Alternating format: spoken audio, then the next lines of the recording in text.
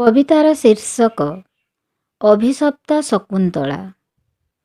ମୃଗୟା ପ୍ରସଙ୍ଗରୁ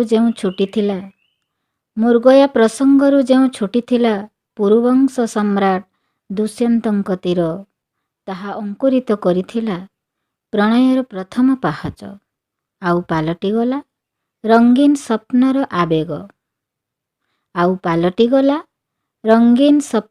ଆବେଗ।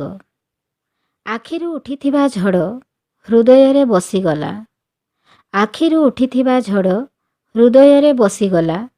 ସ୍ୱର୍ଗୀୟ ପ୍ରଣୟର ଗଗନଚୁମ୍ବୀ ପିରାମିଡ ଭଳି। ଘ ଘ ମେଘମଲ୍ଲାର ଭିଜା ଆହ୍ଲାଦର ଖରସୁହରେ ସୁନ୍ଦର ପ୍ରେମପତ୍ର ଶକୁନ୍ତଳାର। ମାଟି ମନକୁ ଜାବୁଡ଼ି ଧରିବାର ଆଣ୍ଟପଣା, ମୃଦୁମନ୍ଦ ସମୀରଣ, କମନୀୟ ଲତାକୁଞ୍ଜ, ସବୁକିଛି ଲାଗିଥିଲା ମଧୁର ଗୁଞ୍ଜରଣ। ଥିଲା ସଖୀ ଅନୁସୟା ଆଉ ପ୍ରିୟମ୍ବଦା, ହେଲେ କେହି ରୋକି ପାରିନଥିଲେ ଶିହରଣର ସୁଅ ଶୃଙ୍ଗାରରୁ ଶକୁନ୍ତଳାକୁ।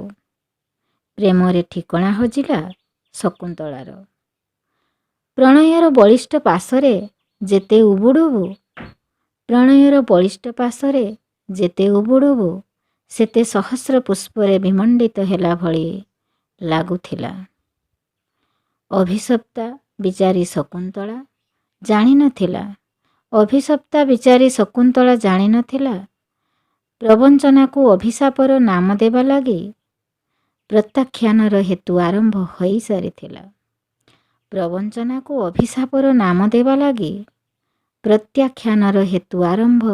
ହୋଇସାରିଥିଲା।